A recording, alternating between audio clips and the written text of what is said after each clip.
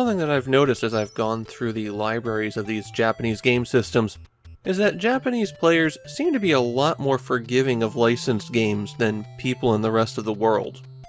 There have been a lot of times where I've played something and gone, this control's awful, the action's bad, it looks ugly, and then I go hunting around for opinions from Japanese fans of retro games, and they're all, this had all of my favorite characters in it, I love it. So I was a bit surprised when I found that those same players really hate Kamen Rider BLACK. To me, it seems like a fairly faithful translation of the television show to the game. And I guess it plays so poorly that even hardcore Kamen Rider fans can't excuse it. At the time of the game's release, the television series Kamen Rider BLACK was in the middle of its run. The Kamen Rider franchise is a very long-running set of superhero shows that are loosely connected, but have the consistent elements of a transforming superhero who gets some form of insect-based outfit, and of course, the motorcycles. You can't be Kamen Rider unless you've got the Kamen, or mask, and a motorcycle to ride on. And the Kamen Rider BLACK series is actually one of the best received Kamen Rider shows. Or at least I've had a lot of people pointing me to it as the best way to get into the franchise. The plot of the show is that there's a cult of supervillains, and the leader needs to create an heir, so he takes twin brothers, gives them cybernetic abilities, and one of them escapes before he receives the brainwashing. So now you have the heroic brother as Kamen Rider BLACK trying to stop the cult and save his brother, and then the brainwashed brother who's trying to kill Kamen Rider BLACK so that he can become leader of the evil cult and take over the world. Basically, a perfect plot for a bombastic kids show.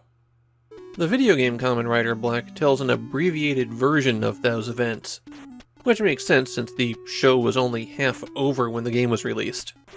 The final boss is your evil twin though, so they have that part covered.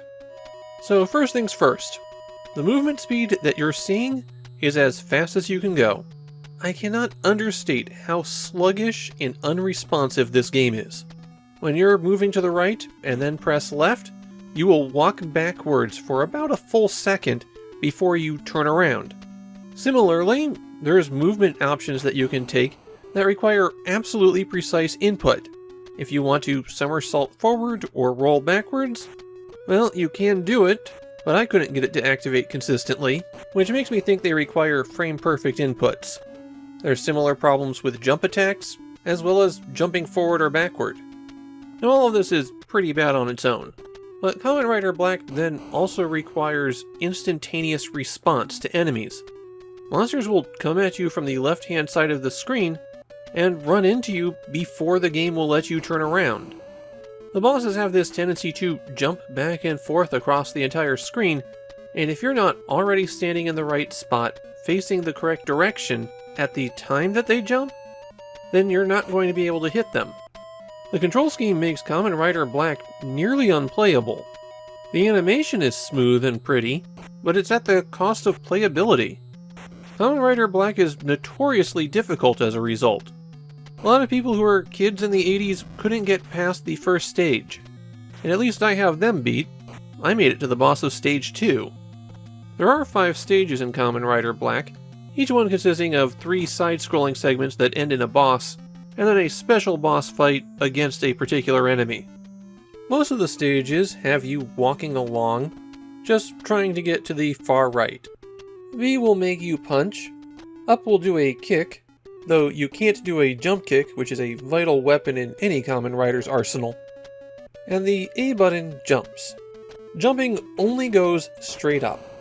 If you push left or right at the height of the jump, then you could shift your position a little bit. I actually found that the window in which you could press to cause this movement was much larger when you're doing it backward rather than forward. So anytime I had to get up a ledge, I pretty much had to do it backwards. You can punch as you jump up, and if you press B at exactly the right moment in a jump, you'll do a flying punch that will also move you forward a bit. That's another one of those moves I couldn't do consistently. Tapping forward or back and hitting jump should make you do a forward or back flip. Again, the timing is absurdly precise to do this, so it's going to be very inconsistent. You have a pretty long health bar, but you only have one life, and when you defeat the boss at the end of a level, you don't necessarily get your life back. How much health you recover is dependent on how much time remains on the clock. You only have one life in Kamen Rider Black, and when you get a game over, you go all the way back to the beginning of that stage, even if you've been through multiple mini-bosses.